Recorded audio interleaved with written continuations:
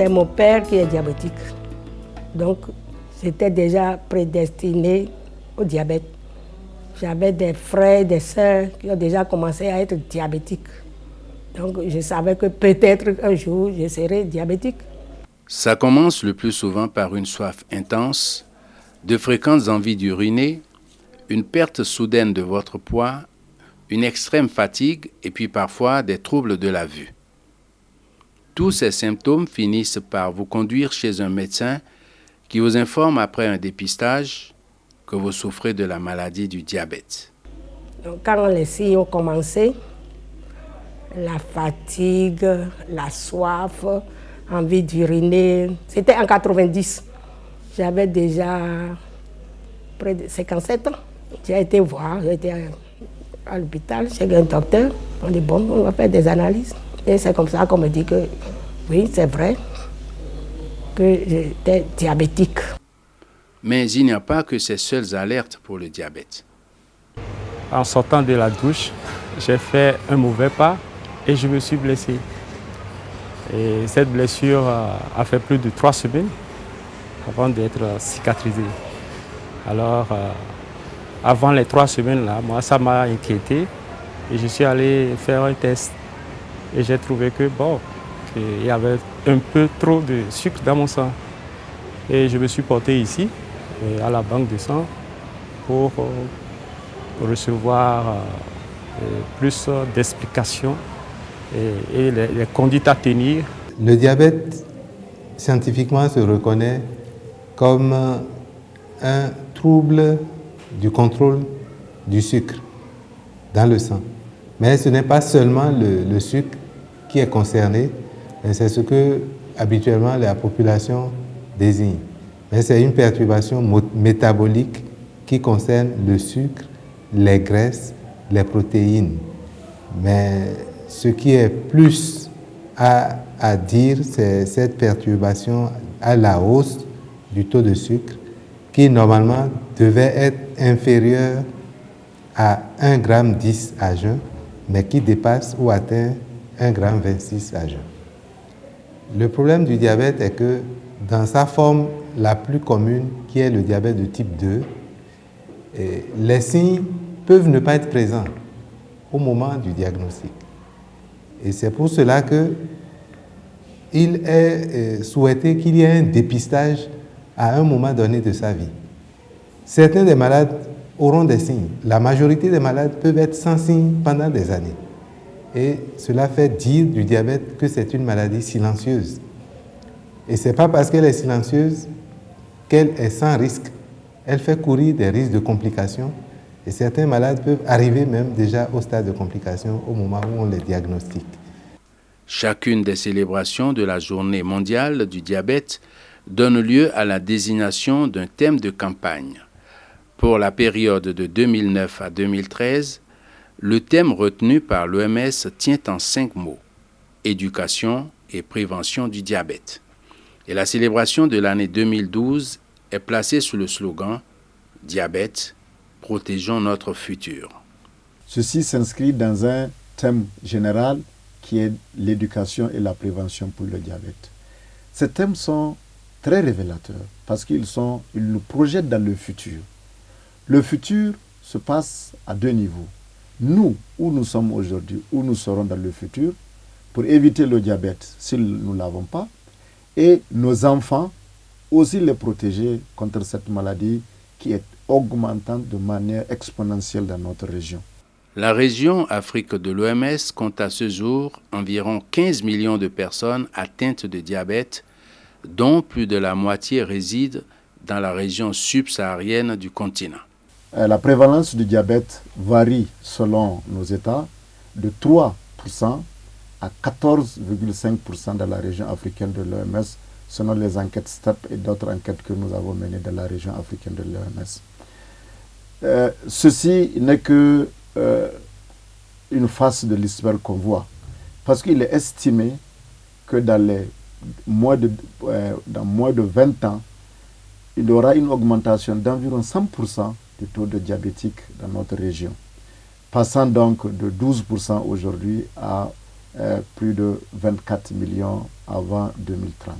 Le diabète, c'est une maladie très très grave, je précise très bien. Parce qu'au début, les parents nous disaient ne prends pas trop de sucre parce que tu risques d'attraper le diabète. Et c'est une maladie des riches. On appelle ça souvent maladie des riches. Le diabète, c'est une maladie qui est due au taux élevé de sucre dans le sang. Et cette maladie, si on ne la soigne pas très vite, elle crée beaucoup de dommages à l'organisme. Nous avons des centres auxquels on peut s'initier. On peut s'initier vers ces centres-là pour pouvoir se faire soigner. Il y a aussi des librairies un peu partout qui disposent des livres qui donnent assez de conseils sur les précautions à prendre pour se soigner pour les gens qui ont le diabète. Ceux qui ont cette maladie, lorsqu'ils veulent uriner, ils ont des difficultés énormes pour uriner. Très souvent, on constate la concentration élevée du sucre dans leur organisme et leur urine a une coloration jaune. Elles sont souvent fatiguées, elles n'arrivent pas à déployer beaucoup de force pour pouvoir faire des travaux. Elles sont fatiguées. Je supporte mon diabète, je vis avec mon diabète. Ça ne me dérange pas trop. Je ne fais pas de crise grave parce que je viens souvent, je suis les instructions du docteur, j'achète mes produits. Ça ne me dérange pas trop. J'ai mon grand-père qui était diabétique. Après son fils, mon oncle. Ils ne sont pas toujours en bonne santé. Donc, ils sont maigres, pâles. Avec le diabète, là, il y a beaucoup de totems. Il y a des nourritures qu'on ne prend pas, des boissons qu'on ne prend pas. Il faut qu'ils aillent voir un docteur qui pourra leur donner plus de conseils appropriés et qui suivent ces conseils-là. Je voudrais conseiller aux jeunes de ne pas abuser du sucre, des boissons sucrées et faire attention à tout ce qui concerne le sucre, les bonbons, les confitures, tout ça là. De faire beaucoup attention à ce genre de choses. Face à l'ampleur que prend le diabète, l'Organisation mondiale de la santé n'est pas restée inerte. Elle a mis en œuvre des actions énergiques de riposte avec des résultats probants. Il existe aujourd'hui des programmes soigneusement élaborés qui ont d'ailleurs inspiré bon nombre de pays africains où sévit le diabète. En 2009, il y a, avec l'appui de l'OMS, la région africaine a organisé une réunion internationale sur le diabète et les maladies associées en île Maurice, qui a vu donc la déclaration de l'île Maurice, qui est appelée donc la déclaration sur le diabète, appel à l'action.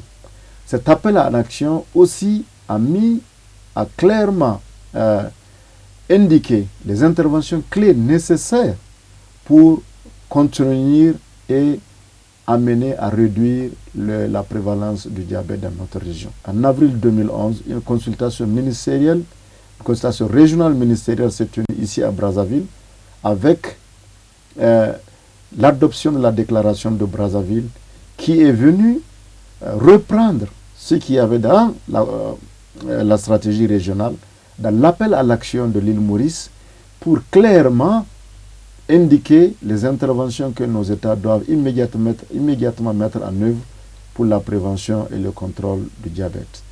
Je rappelle ces trois déclarations clés parce qu'elles constituent des positions de nos ministres, donc la position de nos États à un niveau très élevé. Ceci s'est traduit dans les pays. Nous avons maintenant plus de 28 pays qui ont des politiques et des plans d'action intégrés de prévention et de lutte contre le diabète.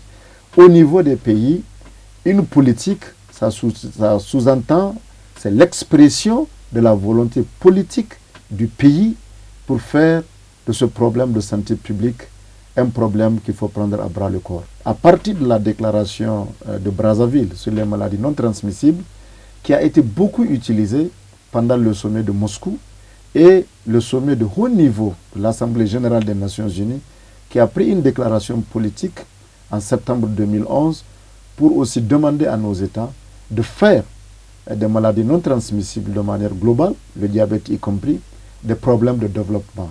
Comme la plupart des pathologies dépistées à temps, le diabète est une maladie parfaitement maîtrisable.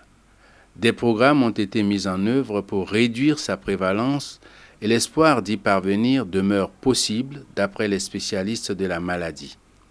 Un dépistage réalisé à temps, une bonne prise en charge assortie d'un traitement rigoureux et une bonne stratégie d'information, d'éducation et de communication, il ne faudra certainement pas plus pour venir à bout du diabète.